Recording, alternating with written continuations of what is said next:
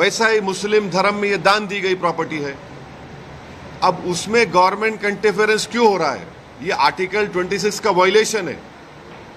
Article 26 में लिखा गया कि कोई भी रिलीजियस डिनोमिनेशन अपने मजहब पे भी चल सकता और अपने जो इमूवेबल मूवेबल प्रॉपर्टीज में उसको एडमिनिस्टर कर सकता।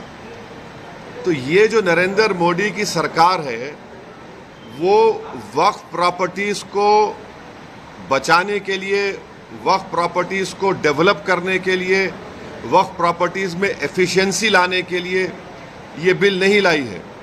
ये बिल इसलिए लाया गया है ताकि हमेशा के लिए वक्फ बोर्ड को ख़त्म कर दिया जाए। इसकी मिसाल आपके सामने दे रहा हूं। 1995 एक्ट में वक्फ बाय यूज़र है, यानी कोई चीज़ के इस्तेमाल करने की वजह से वो प्रॉपर्टी वक्फ हो जाती है। सर नमाज हो रही है एक जगह पर, यतीम खाना है, कब्रस्तान है। अब बीजेपी इस बिल में वक्फ बाय यूज़र ख़त्म कर रही है। वैसे अगर आप हिंदू धर्म में देखेंगे, कई एंडोमेंट बोर्ड्स में देखेंगे, वहाँ पर बाय यूसेज वो प्लेस रिलीजियस हो जाती है। लॉ में है हिंदू धर्म के एंडोमेंट में। अब आप मेरे को बताइए, एक एग्जाम्पल दे रहा हूँ। उत्तर प्रदेश में 1,21,000 रजिस्टर्ड वक्फ प्रॉपर्टीज है सुन्नी वक्फ बोर्ड में। उसमें से 1,12,000 तो वक्फ बाय यूज़र है। जब वक्फ बाय यूज़र ख़त्म हो जाएगा तो कौन सा लॉ अप्लाई होगा उसके ऊपर? एक ये हो गया। ये इनका ये वक्फ बोर्ड बचाने का मतलब नहीं, खींचने का मतलब है। दूसरा उसमें क्या है कि कोई 5 साल जो मुसलमान रहेगा, उसमें लिखा हुआ है प्रैक्टिसिंग मुसलमान रहेगा, वही वक्फ करेगा। अब प्रैक्टिसिंग मुसलमान का मतलब क्या है? क्या वो 5 वक्त की नमाज पढ़ने वाला होगा? क्या वो दाढ़ी होगी, सर पे टोपी होगी? क्या वो रातों में जाके मस्जिद में इबादत करेगा? क्या वो कुरान का हाफिज होगा? क्या उसकी वाइफ मुस्लिम होगी या नॉन मुस्लिम होगी? ये तुम कौन होते तय करने वाले? 5 साल प्रैक्टिसिंग मुस्लिम है ना, ये देख लो आप। अच्छा, कोई ऐसा लॉ हिंदू धर्म में नहीं है, कोई भी कभी भी दान दे सकता है। आप ये क्यों लेकर आए बताओ? आप कौन होते? मैं प्रैक्टिसिंग हूं नहीं हूं, मैं मुसलमान हूं। मेरे घर में झांक के देखेंगे नरेंद्र मोदी, या फिर 5 साल के बाद मोदी बोलेंगे आओ बेटा तुम मुसलमान सर्टिफिकेट लेकर जाओ।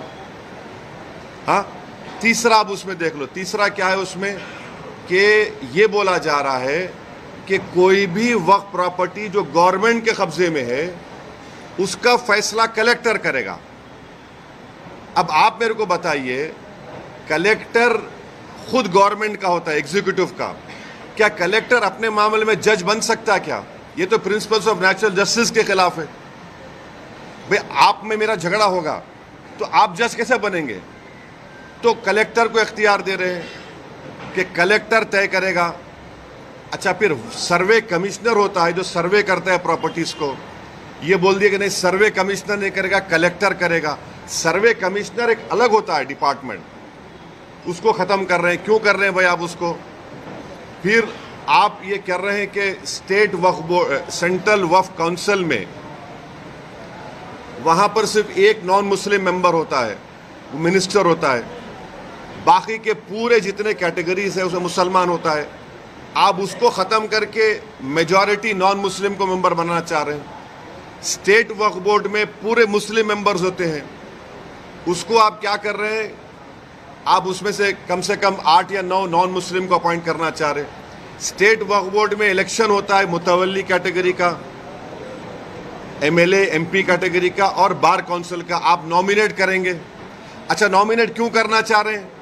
अगर आप वक्फ बोर्ड का एक्ट देखेंगे तो वक्फ बोर्ड में आपकी प्रॉपर्टी वक्फ है, मैं उसको डायरेक्ट मैनेजमेंट में 5 साल के लिए ले सकता हूं। जब मैं अपने लोगों को नॉमिनेट कर दूंगा उसमें तो मैं डायरेक्ट मैनेजमेंट ले लूंगा, इनकी नीयत खराब है उसमें।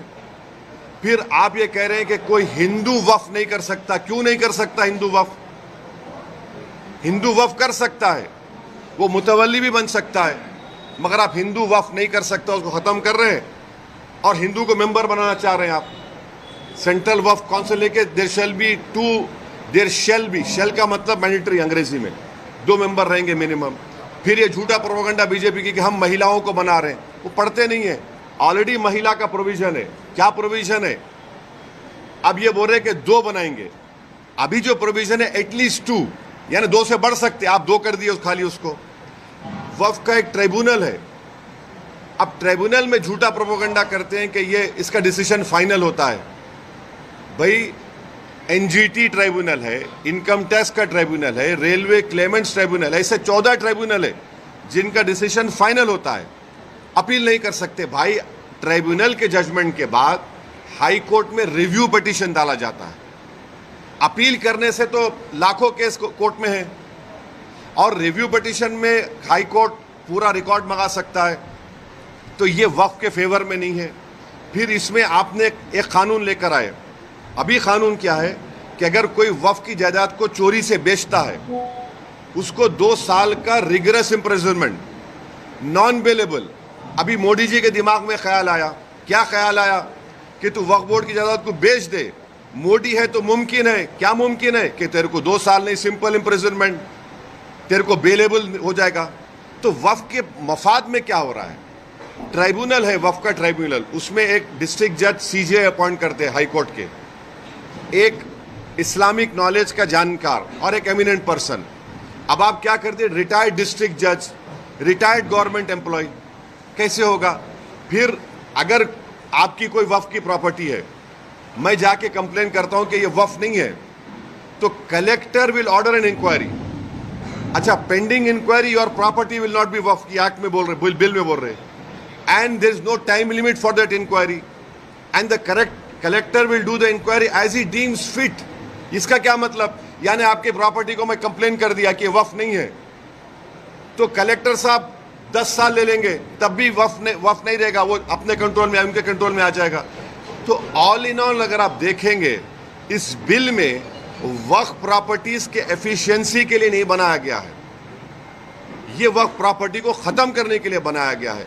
अब हिंदू मेंबर्स को या नॉन मुस्लिम मेंबर्स को अपॉइंट कर रहे हैं। भाई आप उत्तर प्रदेश में जाइए, उत्तर प्रदेश में जो काशी बोर्ड है, वहां पर तो क्लियर लिखा हुआ है कि he has to be Hindu. अगर वो हिंदू धर्म छोड़ेगा तो मेंबरशिप चले जाएगी।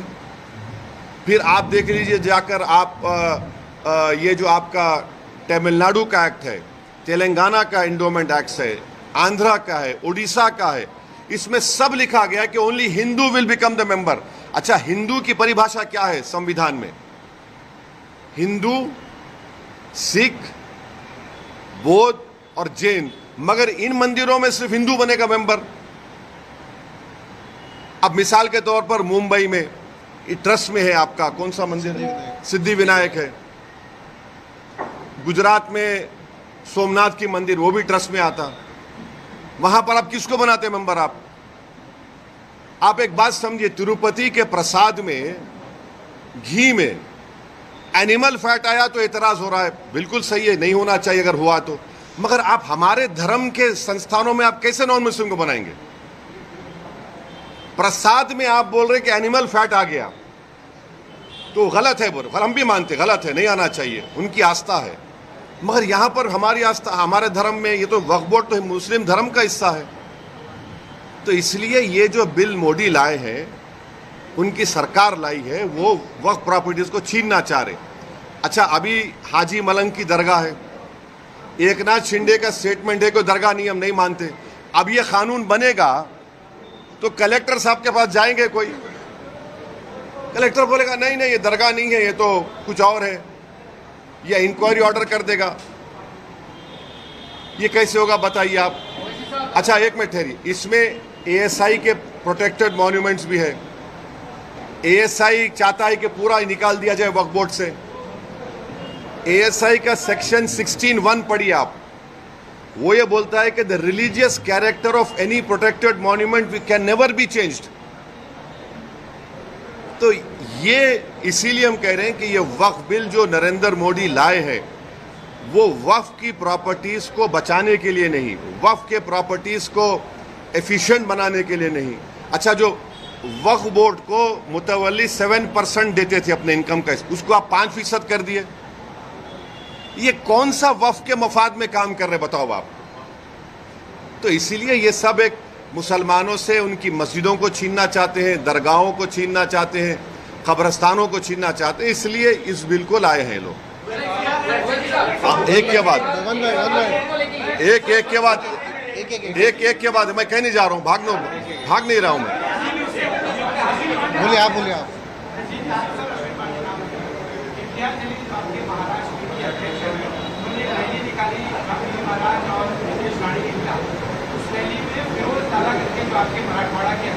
कौन? हाँ,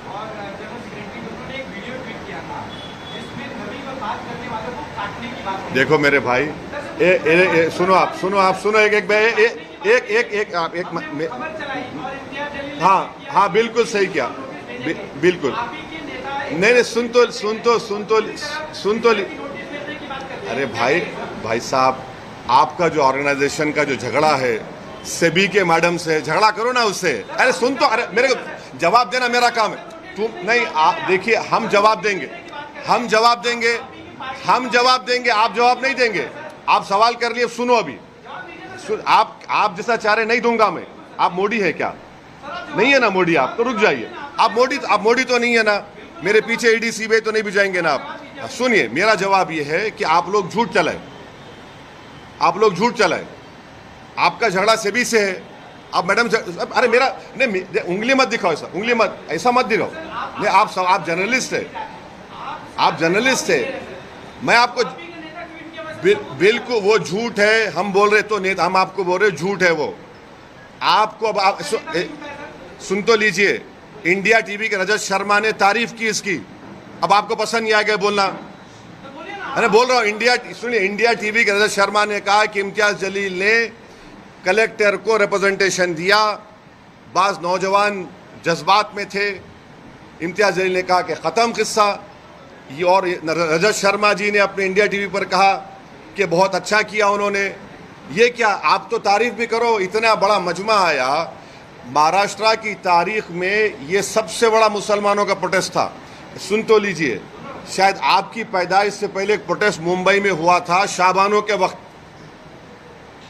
उतना ही बड़ा प्रोटेस्ट हुआ। लोग ये कह रहे थे कि लोग नहीं आएंगे, 10,000 गाड़ियों से पूरे महाराष्ट्र से लोग निकल कर आए। पीसफुल प्रोटेस्ट था, पीसफुल प्रोटेस्ट में बात हुई और वो बात हम रखे। अब रहा सवाल, सेकंड प्रोटेस्ट भी होगा, मुंबई में होगा।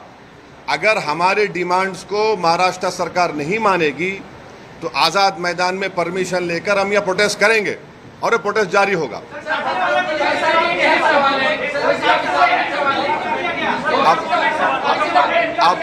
अब आप लोग डिसाइड कर लो, आप बैठ जाइए। आपको अपने क्या है, उनको डिसाइड कर, आप कहीं को बीच में उठे, अब ठहरो ना।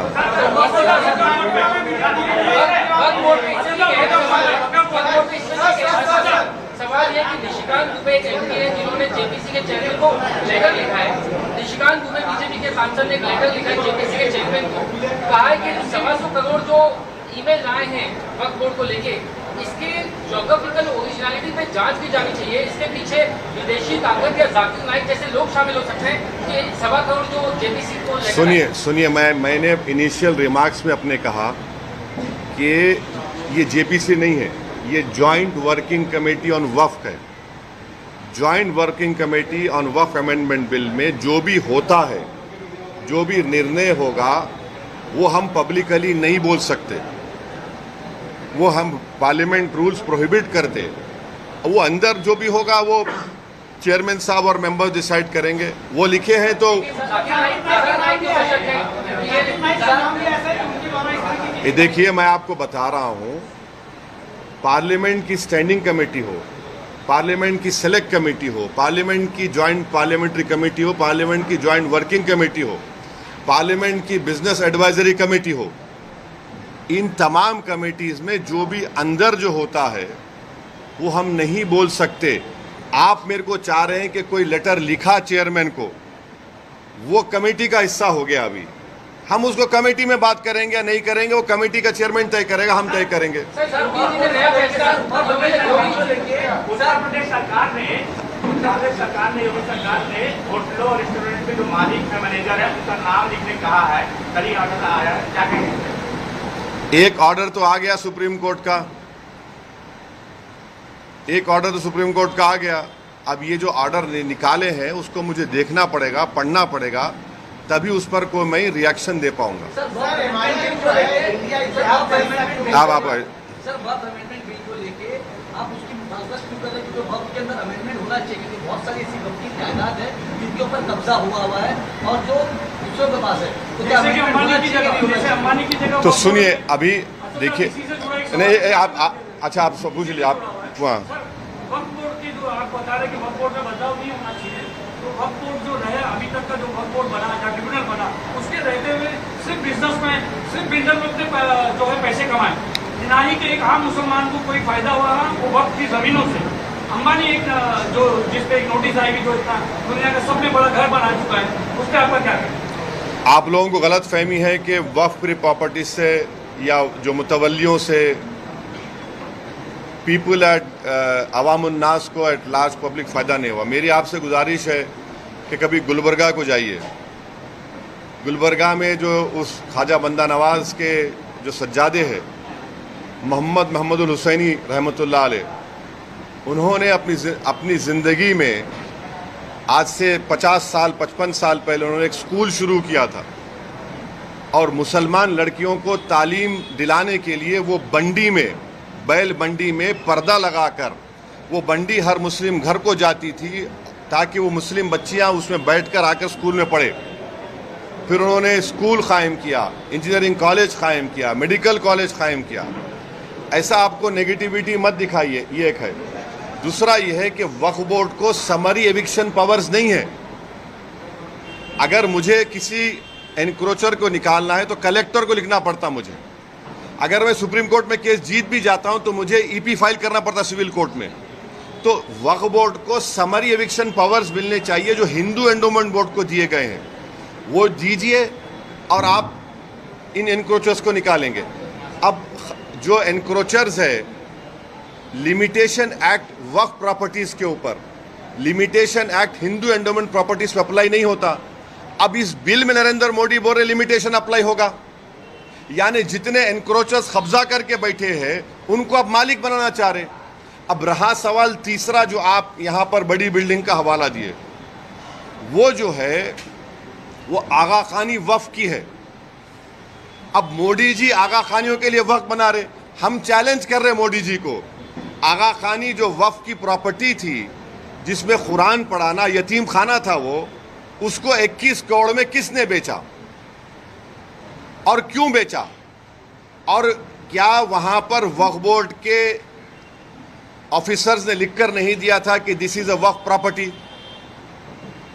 अभी भी मसला सुप्रीम कोर्ट में चल रहा है। तो ये अगर आप पावर्स देखिए, सेक्शन 40 का पावर छीन लेंगे, आप लिमिटेशन एक्ट अप्लाई करेंगे, वक्फ बाय यूजर निकाल देंगे, तो ये किसके लिए किया जा रहा है? फिर वक्फ बोर्ड के लिए तो नहीं किया जा रहा है ना, ये तो बड़े बड़े दौलतमंदों को फायदा पहुंचाने के लिए किया जा रहा है, बिल लाया जा रहा है। अखिलेश यादव ए वो नहीं पूछे अभी, ने बोले सर, आप इंडिया जलील ने कहा था कि हम चाहते हैं कि महाविकास आघाड़ी के साथ गठबंधन हो ताकि वोटों का बंटवारा ना हो। इसके ऊपर महाविकास आघाड़ी की तरफ से कहा गया है कि अगर आप गठबंधन करना चाहते हो तो लेकिन प्रस्ताव दीजिए, खड़गे जी से बात करिए, उद्धव जी से बात करिए। एक बात आप बात करना चाहेंगे? इम्तियाज जलील साहब ने लिखकर एक प्रस्ताव भिजाया है कांग्रेस के महाराष्ट्र के अध्यक्ष को और एनसीपी के अध्यक्ष को, उन्होंने लिखकर भिजाया है। मैं इतना ही कहूँगा, अब वो उनको डिसाइड करना है। इससे जुड़ी हुई एक बात आपसे करना चाह रहा हूँ, जो इम्तियाज जलील की लीडरशिप में जो प्रोसेशन, जो गाड़ियों का काफिला औरंगाबाद से निकला, उसमें तो इम्तियाज जलील ने हर ज़िले के कांग्रेस, राष्ट्रवादी और समाजवादी, इन तमाम के ज़िले के लीडर्स को से उनके बड़े बड़े अध्यक्ष को लेटर लिखा कि आप आइए, इसमें आप आकर इसको ज्वाइन करिए, ये कोई पॉलिटिकल प्रोटेस्ट नहीं है, आप इसमें शामिल हो जाइए। कोई नहीं आया भाई। इतने एमएलए, मुस्लिम एमएलए जीत कर आए कांग्रेस पार्टी से, उनको आना चाहिए था। भाई ये तो MIM का फंक्शन नहीं था। ये तो जो उस शख्स ने हमारे प्रॉफेट मोहम्मद सल्लल्लाहु अलैहि वसल्लम के खिलाफ जो अनाप शनाप बकने की कोशिश की, और फिर एक बीजेपी का एक विधायक है जिसने अनाप शनाप भाषण दिया, उसके खिलाफ एक प्रोटेस्ट हुआ था। अब उसमें भी नहीं आते। तो मैं अब फिर से उनसे रिक्वेस्ट कर रहा हूं कि अब जब सेकेंड फेज ऑफ प्रोटेस्ट होगा महाराष्ट्र में, मुंबई में, उसमें आप लोग आइए, आप लीड करिए, हम आपके पीछे खड़े होने तैयार हैं। ये तो नामूस रिसालत का मसला है ना। ये तो प्रॉफेट मोहम्मद सल्लल्लाहु अलैहि वसल्लम के खिलाफ जो किसी ने बकवास बकने की कोशिश की, तो ये उनको देखना, जनता देख रही है इन लोगों को। आप आ ही नहीं रहे प्रोटेस्ट में। और जो लोग बोल रहे थे प्रोटेस्ट वायलेंट होगा, वायलेंट होगा, उनको तो चुल्लू पर पानी में डूब मरना चाहिए, बेशर्मों को। वो जो प्रोपेगेंडा कर रहे थे कि वायलेंस हो जाएगा, वो हो जाएगा, ये हो जाएगा, अरे बेशर्मी की हद कर दिए, झूठ की हद कर दिए। 10,000 गाड़ियां निकली और 10,000 गाड़ियों में से पूरे पीसफुल गए। एक दो जगह पर उनको आईने फोड़े गए गाड़ी के, फिर भी हम लोग प्रोवोक नहीं हुए। मैं सलाम करता हूं, मैं तो सलाम करता हूं उन तमाम लोगों को जो सिर्फ प्रॉफेट मोहम्मद सल्लल्लाहु अलैहि वसल्लम के बारे में जिस शख्स ने बकवास बकी और रूल ऑफ लॉ के अपहेल्ड करने के लिए संविधान को तिरंगा लेकर निकले। इन लोगों को नहीं आते तो अब मैं क्या करूं इसके बारे में। मगर जनता देख रही है, दुनिया देख रही है। आप ये बात एक आता हूँ आप। हाँ, हम भी डटे हुए हैं। हम कहाँ डटे हुए नहीं है? आपको क्या लग रहा है? जितना हम डटे हुए हैं उन तो वो तो हटे हुए हैं, वो तो डरे हुए हैं, हम तो डटे हुए हैं। हाँ, अभी उनका सवाल हो जाए, सवाल हो जाए। आगामी विधानसभा चुनाव के संदर्भ में आपकी कुछ रणनीति है क्या? आने वाले दिनों में आप आज आए हैं महाराष्ट्र? नहीं, अभी तो हमने हमारे मुंबई के अध्यक्ष रईस लश्करिया साहब के विधानसभा में आज हमारी जनसभा है। हमने इनका नाम डिक्लेयर कर दिया, इम्तियाज जलील का नाम डिक्लेयर कर दिया। हमारे 2 MLAs हैं, मुफ्ती इस्माइल और फारूक शाह धूलिया से। फिर शोलापुर से हमने फारूक का नाम डिक्लेयर किया। और भी नाम डिक्लेयर करना है हमको, और वो नाम डिक्लेयर करेंगे अभी हम। नहीं, एक मिनट, वो नहीं पूछे ना, वो पूछे। मजलिस में आने वाले इलेक्शन में कितनी सीट से पार्टिसिपेट करेगी? और आपका प्रोटोकॉल बोलता है कि मुंबई अध्यक्ष लीजिए या तो फिर सीट लीजिए। हम फैयाज खान के साथ में आपने ऑर्डर दिया। किसका? वही सवाल था कि मजलिस जो है मुसलमानों को मुत्तहिद करने की बात करती है, और ग्राउंड लेवल पे ऐसा नहीं लगता है कि आपसे और ग्राउंड लेवल पे जो तालमेल है वो है नहीं। मिसाल के तौर पे वारिस पठान को लेकर जो है आपके खुद के मुंबई में नाराजगियाँ बहुत ज़्यादा है। हाँ। पिछले कुछ 15-20 दिन पहले कुछ ऑफिस में भी जो है इस तरह की नाज़िम अल्फाज का इस्तेमाल किया गया था। तो मैं जानना चाहता हूँ कि वजह क्या है कि आपका ग्राउंड आपके घर में नाराजगी नहीं है? एक मिनट ठहरी। अच्छा, तुम्हारे घर में नाराजगी नहीं है तुम्हारे खिलाफ? भाई, अरे तुम बोले तो दो ना, तो तुम आके बैठ जाओ तो मैं उधर आता हूँ। आ जाओ इधर। तुम्हारे घर में नाराजगी नहीं है ना? हर घर में नाराजगी होती है, तो उसमें क्या है? घर है अपना। तो अरे भाई, बहुत जमीन पे लगाव है, जमीन पे चल रहा है काम, फिक्र मत करिए। नहीं, ना,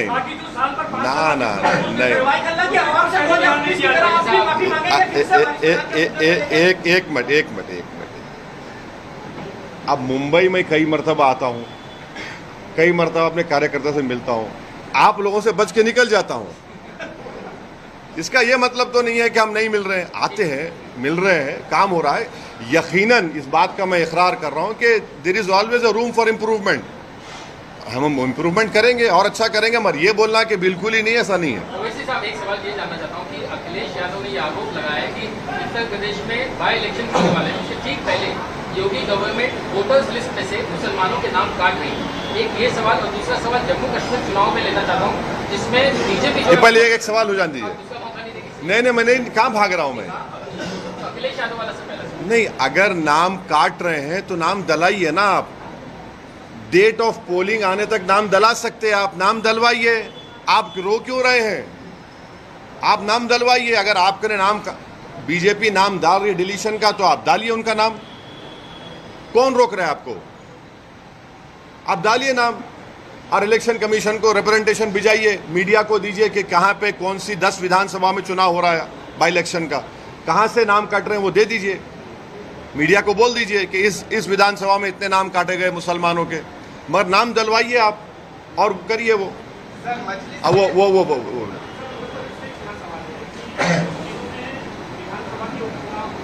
कहाँ पे? हाँ,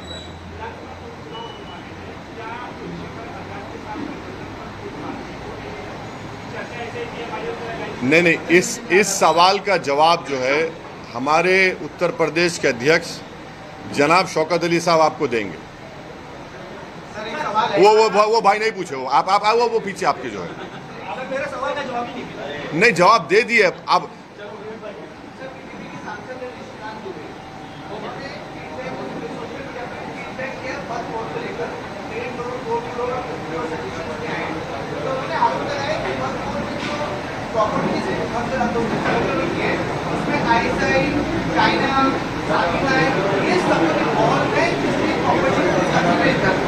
वो क्या बोल रहे? ISI, चाइना, हाँ, और ये लोग क्या कर रहे हैं? अच्छा, किसके नाम पे कर रहे हैं वो लोग? किसके नाम पे कर रहे हैं? नहीं, किसके नाम पे तो करना नहीं, अरे मैं जवाब, किसके नाम पे तो करना पड़ेगा ना। क्या चाइना के नाम पे रजिस्ट्री होगी भारत में? नहीं, अरे वो बोल रहे हैं वो, अरे नहीं, वो बोल रहे हैं कि प्रॉपर्टीज अपने नाम पे कर रहे हैं, चाइना के नाम पे रजिस्ट्री तो नहीं होगी भारत में। हाँ, एक जगह पे हो गई, डेमचौक डेमसांग में 2000 स्क्वायर किलोमीटर पर चाइना कब्जा करके बैठा है, ऑल वेदर रोड्स बना चुका है। चाइना वहां पर जो स्ट्रक्चर्स बना रहा है अपनी आर्मी के लिए, ऑल वेदर, उसमें माने हीटिंग है, वहां पर खाने का इंतजाम है। हम आज भी चैलेंज कर रहे नरेंद्र मोदी को, अगर हम झूठ बोल रहे तो नरेंद्र मोदी आपको मीडिया के लोगों को लेकर जाइए डेमचौक डेमसांग में और सुनिए। 1 साल पहले एसपीज की कॉन्फ्रेंस हुई थी जिसमें लद्दाख के पुलिस कमिश्नर ने कहा था कि 65 पेट्रोलिंग पॉइंट्स में से 25 पेट्रोलिंग पॉइंट पर हमारी आर्मी और पैरामिलिट्री फोर्स वहां पे पेट्रोलिंग नहीं कर सकती। वो जो पिक्चर में तालाब दिखा था ना, वो मशहूर पिक्चर था, वो नाम याद नहीं आ रहा, मैं देखता नहीं हूं मैं, वो तालाब को आप नहीं जा सकते अभी। वो तालाब को खाली आपको टीवी में देखना पड़ेगा, आधा तालाब चाइना ले लेके चला गया। तो ये सुनिए, तो हमारे जो दोस्त लेटर लिखे हैं उनको तो डेमसांग डेमचौक के बारे में बात कर। अब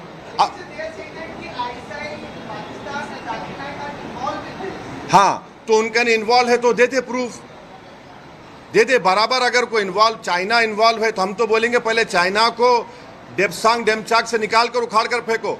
अभी तक 18 राउंड की बातचीत हो चुकी है भारत सरकार की और चाइना की आर्मी के साथ, और चाइना टस से मस नहीं हो रहा है। और मोदी जी देश को झूठ बोले थे, क्या बोल, सुनिए, सुन तो लीजिए, क्या कहा था? ना घुसा है ना घुसेगा। 18 राउंड की बातचीत क्या बिरयानी खाने के लिए की जा रही है चाइना से? तो अरे भाई, आपके ने प्रूफ है तो देखिए ना, मेरे को क्या करना है चाइना ISI से? मैं ये कह रहा हूं चाइना तो कब्जा करके बैठा है और POK में पाकिस्तान कब्जा करके बैठा है, निकालिए उसको वहां से। आप तो बोल दिए हैं, निकालिए ना। वो जो सवाल नहीं पूछे उनको पूछने दीजिए।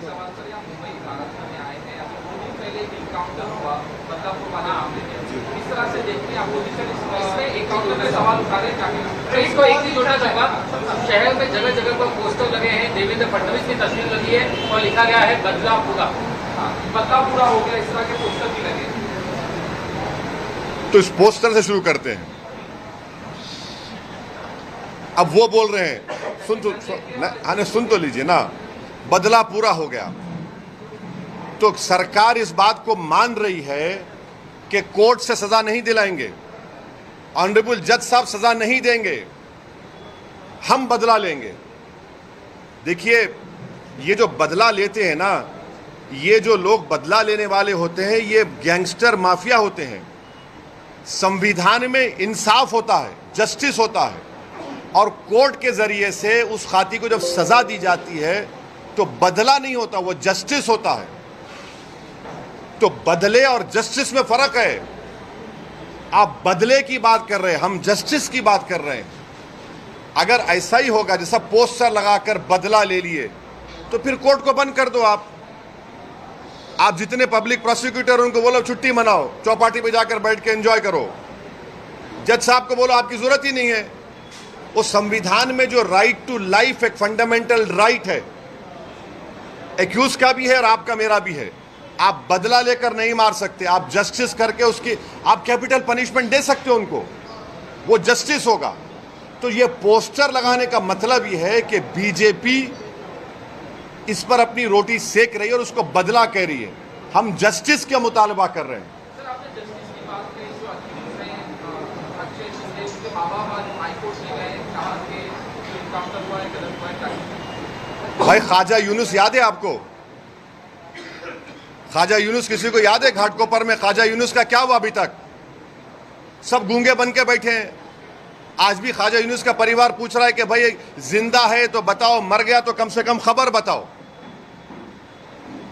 ख्वाजा यूनुस का क्या हुआ बताइए आप।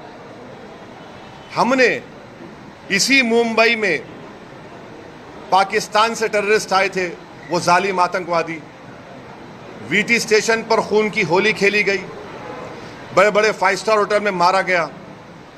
हमने कसब को पकड़ा था और उस कसब को पकड़ने में मुंबई पुलिस के एक बड़ा कांस्टेबल ने अपनी जान की अजीम कुर्बानी दी। हेमंत करकरे की मौत हुई और 2 IPS की मौत हुई। हमारे सिस्टम ने उस जालिम को गोली नहीं मारी, कसब को जेल में रखा, केस चलाया, कोर्ट ने उसको फांसी की सजा दी, और जब वो मर गया तो मुंबई के मुसलमानों ने कहा कि हमारे कब्रिस्तान में मत दफनाओ उसको, वो नापाक है, उसको ले जाकर जेल में दफनाया गया। ये जस्टिस है। बदला और जस्टिस में फर्क ये है।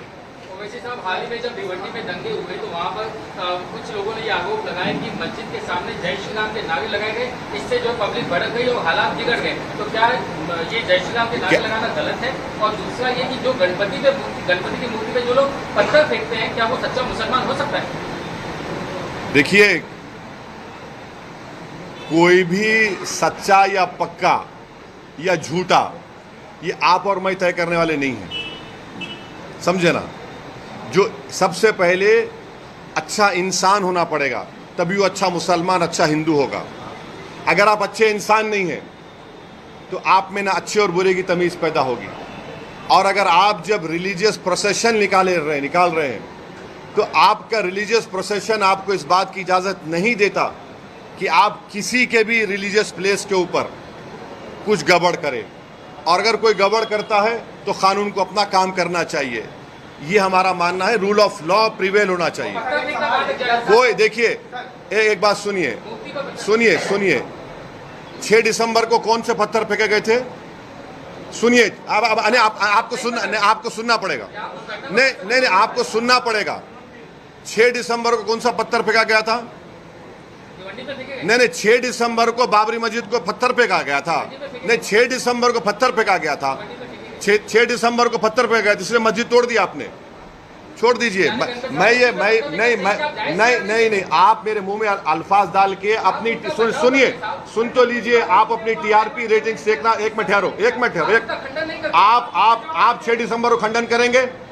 करिए, वेरी गुड, बहुत अच्छा है। मैं भी सुनिए, मैं आप जवाब दे रहा हूँ भाई। देखिए, सुन तो लीजिए। आप ऐसा करेंगे, अगर आप मन बना के आए हैं कि मेरी TRP बढ़ जाएगी ZTV की और ET की, तो नहीं होगा। सुनिए, आप सुनना पड़ेगा, या नहीं सुनेंगे तो मैं खामोश बैठ जाता हूँ। आप इतना देखिए, मेरे को अंदाजा है कि मोदी जी के बारे में इतना बोला हूँ, आपको तकलीफ हो रही है अंदर से, मगर मैं ये कह रहा हूँ कि कानून का उल्लंघन नहीं होना चाहिए, किसी की तरफ से हो। और कानून का उल्लंघन होता है तो पुलिस एक्शन लेगी। आजकल तो CCTV आ गया ना, CCTV में सब निकलता है। वो तो BNS में वो उसको एक्सेप्ट भी हो रहा है। अगर कोई भी कानून का उल्लंघन करता है तो कानून अपना काम करेगा। मगर कानून जब काम करेगा तो सबके लिए काम करना पड़ेगा। ऐसा नहीं होगा कि कोई मेरे प्रॉफेट मोहम्मद सल्लल्लाहु अलैहि वसल्लम बारे में बोलेगा और उसको हाथ भी नहीं लगाएंगे। ऐसा तो नहीं होगा कि खड़े होकर बोले कि मस्जिद में घुस के मारूंगा क्योंकि वो सत्ता में जो पार्टी बैठी है उसका राज दुलारा है, उसको हाथ नहीं लगाएंगे। तो सेलेक्टिव इंप्लीमेंटेशन ऑफ कानून का नहीं होना चाहिए। कानून मजहब देखकर इस्तेमाल नहीं होना चाहिए, ये हमारा बोलना है। आप बोलिए। 10 साल पहले का जो बयान था आपके छोटे भाई साहब का, बस 2 मिनट का। अब वो उसमें मत जाइए, वो कोर्ट से बरी हो गया, वो खत्म हो गया। बात नहीं कर रहा हूं। अरे यार, ये कहा गया है कि मस्जिद में जो कमाने के लिए आएगा उसको धक्के मार के भगा दिया। हाँ? मस्जिद में जो भी लीडर कमाने की गरज से मस्जिद में शामिल होगा, मस्जिद पार्टी में, उसको धक्के मार के भगा दिया जाएगा। पिछले 10-15 साल का अगर डेटा देखा जाएगा तो मस्जिद के लीडरान की जो है, अरे भाई, एफिडेविट में उनकी मिल्कियत में काफी इजाफा हुआ है। आपके बारे में पठान साहब भी बैठे हैं, उनकी मिल्कियत में इजाफा हुआ है। अच्छी बात। आप बयान में कहा है नहीं सुनिए, मिल्कियत में इजाफा हुआ है, आपकी क्यों जल रही? हुआ है तो हुआ है। बीजेपी के नेताओं में इजाफा हुआ है, बहुत सौ का इजाफा हुआ है। भाई आज जो प्रॉपर्टी 5 साल पहले थी उसकी वैल्यू बढ़ेगी ना, गवर्नमेंट वैल्यू बढ़ाती है तो प्रॉपर्टी वैल्यू बढ़ेगी। 3 से 30 हो गई। हाँ है नहीं है नहीं। अच्छा, आपको शेयर नहीं मिला क्या? बोलिए, बताएंगे आप। चलिए अभी अरबी में बोलना चाहते सर।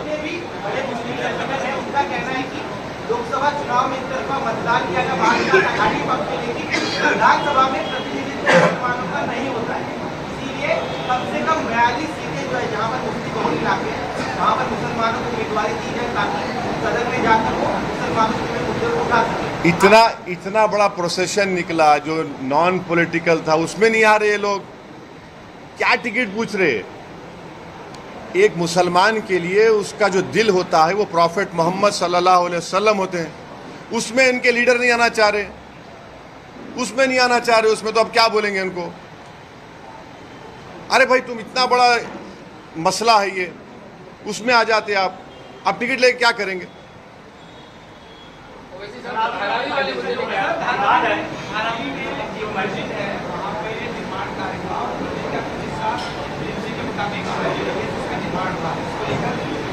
हुआ है और अब वहाँ पर कमेटी द्वारा कुछ कहा गया है कि वो पूर्ण कार्रवाई करेंगे। इसको लेकर मार्केट का माहौल है। कमेटी बोल दी ना तो मैं क्यों बोलूंगा? कमेटी जब बोली है तो कमेटी से पूछो। अरे जो कमेटी बोली है वो काफी है, उनसे पूछना पड़ेगा, मैं तो नहीं मालूम। मैं जब कमेटी बोली है तो उसमें अभी और क्या बोलेगा?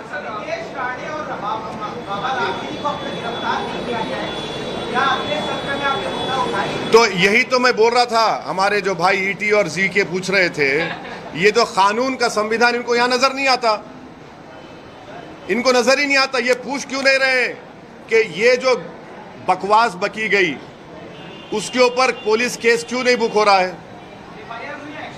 अरे पकड़ो ना, कोई दूल्हा तो नहीं है, हाथ में मेहंदी तो नहीं लगी हुई दुल्हन की तरह, भिजाओ उसको, उठा के लेके जाओ, जेल को भिजाओ, ले जाओ ना। एफआईआर हुआ है, एफआईआर लेके क्या करेंगे? बीएनएसएस में तो 15 दिन का टाइम है, जब एफआईआर इशू हो चुका है तो पकड़ो ना उसको, नहीं पकड़ सकते। देखिए महाराष्ट्र की पुलिस को ये लोग कमजोर कर रहे हैं बीजेपी वाले। महाराष्ट्र की पुलिस एक प्रोफेशनल फोर्स है और उस प्रोफेशनल फोर्स का ये लोग मजाक उड़ा रहे हैं। ये एक नहीं अनेक भाषण है उसके। क्यों बचाया जा रहा है? क्योंकि वो रूलिंग पार्टी का है। मस्जिद में घुस के मारेंगे, ये आपको नजर नहीं आता, पत्थर नजर आते खाली आपको। तो ये सिलेक्टिव इंप्लीमेंटेशन ऑफ लॉ क्यों हो रहा है? उसको पकड़ना चाहिए फौरन दोनों को, कोर्ट अपना काम करेगा। एक चुनाव को लेकर एक सवाल है, प्रॉपर्टी आधार कार्ड देख के बेचेंगे। जो है सीट सेलिंग को लेकर अभी तक मीटिंग चल रही है, लेकिन 6 सीटें हैं मुंबई में जहाँ पे मुस्लिम ज्यादा है, वहाँ वो सीटें ना कांग्रेस छोड़ने को तैयार है, ना शिवसेना छोड़ने को तैयार है। हमें वो सीटें चाहिए, तो आप किस तरह से देखें? मेरा क्या, आप वहाँ पे अपने कैंडिडेट को किस तरह से देखें? नहीं हम नहीं, देखिए वो क्या, मुस्लिम इलाकों में सुनिए, सिर्फ मुस्लिम इलाकों का सवाल नहीं है। एमआईएम पार्टी हर इलाके से अपने कैंडिडेट खड़ा करेगी। इम्तियाज जलील ने तो लिख कर दिया महाराष्ट्र के कांग्रेस के अध्यक्ष को, एनसीपी के नेता को, तो अब हम खड़ा करेंगे नहीं खड़ा करेंगे हमारी पार्टी तय करेगी, मगर वो क्या करेंगे उससे मुझे क्या करना है, उनकी पार्टी का इंटरनल मैटर है ना वो। ओवैसी साहब, चुनाव को लेकर एक सवाल है कि चाहे अजित पवार की पार्टी हो, चाहे एकनाथ शिंदे की पार्टी हो, चाहे हमने देखा कि ईद की छुट्टी को पोस्टपोन करने का मामला हो या यहाँ पे गुरखा बांटने का एक मामला हो, हर कोई जो है मुस्लिम वोटर्स को प्लीज करने में जुटा हुआ है। तो ऐसे में आगामी चुनाव में मुस्लिम वोटर्स जो हैं, क्या वो इनकी बातों में आएगा, कहीं वोट करेगा अजित पवार की पार्टी हो चाहे वो एकनाथ शिंदे की? अब आप ये बोलिए, वो मस्जिद में घुस के मारूंगा, किसको खुश कर रहे? मुल्ला जी को खुश कर रहे हैं। वो प्रॉफिट मोहम्मद सल्लल्लाहु अलैहि वसल्लम शान में बकवास बक रहा है, मुझे खुश कर रहे हैं। आप लोग क्यों ऐसा सवाल करते हैं भैया? ये कहां खुश हो रहे हैं? बुलडोजर मुझ पे इस्तेमाल होता, कोई भी अनाप शनाप बक देगा, केस अरेस्टिंग नहीं होती उसकी। अपीजमेंट तो इनका हो रहा है ना, रूलिंग पार्टी से जो वाबस्ता उनका अपीजमेंट हो रहा है, और मुंबई पुलिस का और महाराष्ट्र की पुलिस का मजाक उड़ाया जा रहा है। अपीजमेंट तो दूसरी तरफ हो रहा है, मेजॉरिटेरियन अपीजमेंट कर रही है बीजेपी और एकनाथ शिंदे की सरकार।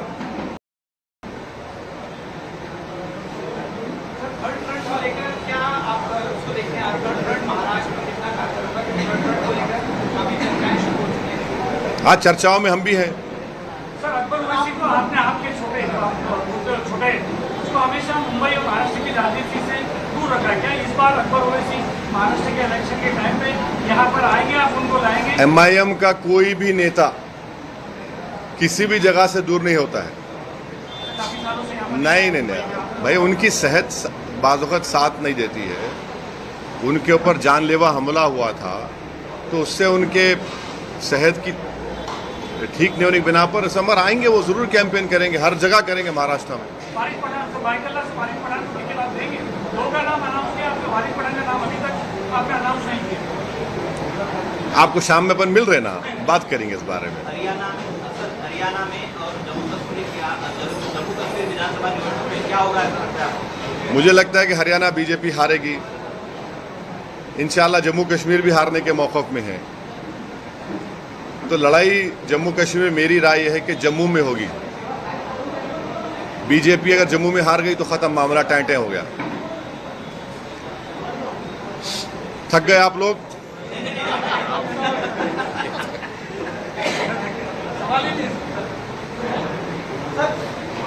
सोच सोच के क्यों बोल रहे प्यारे? SMS आया क्या? पूछ ले, बोल के पूछे। नहीं जाना है हमको, हमारे ऑफिस को जाने का। ये मेरे को हाथ दबा रहे मेरा, चलो चलो बोल के। सर, फिलिस्तीन के खिलाफ एहतजाज करने से ही महाराष्ट्र में या इंडिया में मनाई है, मगर मोदी जी फिलिस्तीन में जाके वहाँ पर दुख जताते हैं, क्या कहना? नहीं, अभी तो यूनाइटेड नेशन में महमूद अब्बास से हेलो या हबीबी बोल कर आए हैं। हाथ मिला है महमूद अब्बास से मोदी जी। आपने नहीं देखा फोटो? मिले हैं ना। और इंडिया शुरू से पैलेस्टाइन की ताईद में खड़ा है। यहाँ पर सर एहतजाज करने में क्यों मना किया जाता है? अब नहीं मालूम क्या तकलीफ है, नहीं क्या तकलीफ है मेरे को नहीं मालूम। हम तो भारत शुरू से, चाहे महात्मा गांधी से हो, पंडित नेहरू हो, जितने बड़े प्राइम मिनिस्टर थे, खुद हमारी मोदी के ये सरकार ने फ़लस्तीनियों के लिए एड भी भिजाया है। वो बोलते हैं कि हम 2 स्टेट का फाइल भी हैं। ये नहीं पूछे।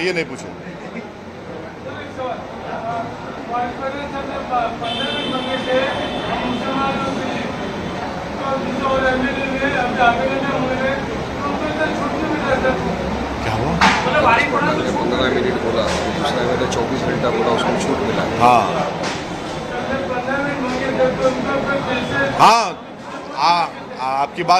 आपकी बात सही है। छूट इसलिए मिल रही है कि सरकार उनको बचा रही है। हाँ, छूट बहुत देते। एक बात सुनिए ना, एक बात सुनिए ना। गली न्यूज के मालिक तुम है ना? तुम्हारा एम्प्लॉय को तुम छूट देते या खींचते रहते गले में डाल के उसको? ये मेरा पार्टी का एम्प्लॉय नहीं है, तनख्वाह पे काम नहीं कर रहा है कोई भी। ये लोग रईस लश्करी है, ये लोग मेरे साथी है, तो छूट देने का सवाल नहीं है। अरे भाई देखिए, कोई पॉलिटिकल पार्टी में पार्टी के उसूल पे काम होता है। सर, रईस लश्करिया को लाने के लिए इम्तियाज जलील साहब का बयान था कि इनको जो फयाज अहमद जो पुराने मुंबई अध्यक्ष थे उनको इलेक्शन लड़ना है, इसलिए मुंबई अध्यक्ष बनाएंगे, मुंबई अध्यक्ष के हाथ में बहुत काम होता है। मगर आपने मुहिम पे जो है रईस लश्करिया को मुंबई अध्यक्ष भी बनाया और वहाँ पर उनको टिकट देने का भी समय पर ऐलान कर दिया। तो कहीं ना कहीं लोगों को ऐसा लगता है कि फयाज अहमद के साथ आपने नाइंसाफी। पार्टी का प्रेसिडेंट मैं हूँ, इम्तियाज जलील नहीं है। मेरा डिसीजन है, मैं डिसीजन पार्टी लिया है। तो इम्तियाज जलील ने गलत बोले थे उससे? नहीं, इम्तियाज जलील बोले हैं, मगर मामला मेरे पे ख़त्म होता है ना। मैं बोला मैं रईस लश्करिया को बनाऊंगा, इम्तियाज जलील का इख्तियार है। जैसा इम्तियाज जलील प्रोटेस्ट किए, इम्तियाज जलील के प्रोटेस्ट में मेरे को बुलाया, मैं नहीं आऊँगा, तुम आप महाराष्ट्र का प्रेसिडेंट है, आप लीड करो। और इम्तियाज जलील ने एक पीसफुल प्रोटेस्ट लीड करके महाराष्ट्र के मुसलमानों को, महाराष्ट्र की जनता को ये पैगाम दिया है कि मुसलमानों का प्रोटेस्ट पीसफुल हो सकता है, और जो महाराष्ट्र के सेकुलर लोगों में जो तकलीफ थी कि इतना गलत बयान आने के बाद कोई प्रोटेस्ट नहीं हो रहा है, वो प्रोटेस्ट हुआ। और आज इम्तियाज जलील बता दिया है कि जितने बड़े बड़े दूसरे समाज के नेता हैं, ओबीसी समाज के हो, मराठा समाज के हो, अब कोई ये ना समझे कि खाली वही जनता को ला सकते। आज इम्तियाज जलील ये बता दिया कि इम्तियाज जलील भी चाहेगा तो मुंबई में लाखों लोगों को जमा कर सकता है। ये एक बहुत बड़ा पॉजिटिव मैसेज गया है। अभी आप भी मीडिया है। अच्छा, सर एक आखिरी सवाल। सर, लड्डू में मिलावट हुई है, कई चीजें कही जा रही है, आपने इसमें कार्रवाई होनी चाहिए, किस तरीके से पूरा मामला सामने आया है? देखिए भाई, देखिए, किसी भी धर्म में अगर कोई चीज़ मना है तो वो चीज़ मना है। अब उसमें डाला गया नहीं डाला गया वो तो इन्वेस्टिगेशन का मुद्दा है, मगर वो देखना चाहिए, वो देखेंगे। हमारा बोलना ये है कि जब प्रसाद में वो एनिमल फैट प्रोहिबिटेड है, भाई मेरी वक्फ बोर्ड में आप क्यों पीछे पड़े? मेरे वक्फ बोर्ड में क्यों पीछे पड़े आप? ये तो मेरे भी धर्म का मामला है ना। आप हमारे हिंदू धर्म का प्रसाद है, हम उसका रिस्पेक्ट करते हैं। हम ये बोल रहे हैं कि जो प्रसाद के बारे में सब बात कर रहे हैं, भाई आप वक्फ बोर्ड में देखो क्या करना चाह रही है सरकार। आप पूरा स्टेट वक्फ बोर्ड में नॉन मुस्लिम को लाना चाह रहे हैं। मैं आपसे रिक्वेस्ट करूंगा, आर्टिकल 26 को पढ़िए आप। उसमें रिलीजियस डिनोमिनेशन को अपने मजहबी संस्थाओं का एडमिनिस्टर करने का राइट है मेरे को।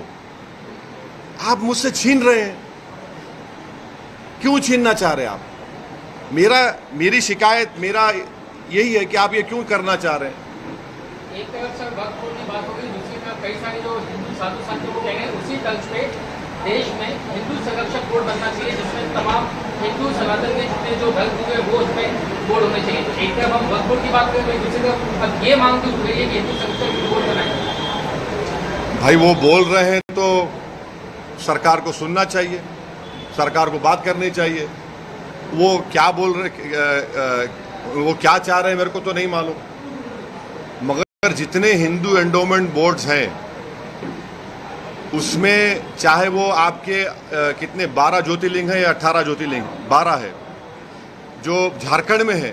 आप जाकर लॉ पढ़ लीजिए, उसमें भी लिखा हुआ है कि only a Hindu we can become a member. अगर कोई मुसलमान आता है उस कैटेगरी में तो गवर्नमेंट को राइट है किसी हिंदू को बना दे उस जगह पर, वो तो है। एंडोमेंट बोर्ड्स को तो लिमिटेशन एक्ट भी अप्लाई नहीं होता। एंडोमेंट बोर्ड में सेक्शन 40 भी है। एंडोमेंट बोर्ड में बाय यूसेज है, जो सरकार वक्फ बाय यूजर निकाल रही है इस बिल में। हिंदू एंडोमेंट बोर्ड का ट्राइब्यूनल फाइनल होता है, आप वक्फ ट्राइब्यूनल को खत्म कर रहे हैं। भाई जो हिंदू एंडोमेंट बोर्ड में है वो मुस्लिम वक्फ बोर्ड में क्यों निकाल रहे फिर आप? ये दुश्मनी है बीजेपी नरेंद्र मोदी की। जो हिंदू एंडोमेंट बोर्ड में है आप यहां पर नहीं दे रहे हैं, तो यही हमारा मुद्दा है।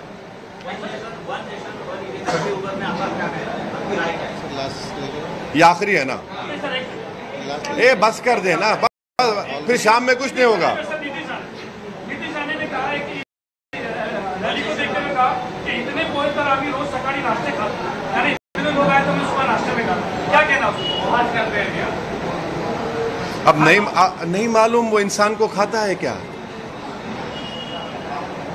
ये कब से होगा खाने वाला? ये इंसान को खाता है वो, यही कहा उसने। क्या कहा? उसका तर्जुमा क्या है, ट्रांसलेशन क्या है? इन्होंने इतना लिखा, इतने पोहे पूरा पोहे आटे रैली में का हाथ भी पोहा, लिखा है पोहा। और कहा इतने पोहे तो मैं नाश्ते में खाता हूँ। अच्छा, जो आदमी का मवासा है वो चावल के उसमें किया है। अच्छा अच्छा अच्छा, ओह। पोहे पोहे अब मौज मौज बना लो प्यारे, तुम्हारी सरकार है, 1 महीना 2 महीने की बात है, मौज बना लो। तुम्हारे को जैसा है ना, ये एकनाथ शिंदे है, फडणवीस है, तो वो एक कहावत क्या है, एक कहावत, मशहूर कहावत है कि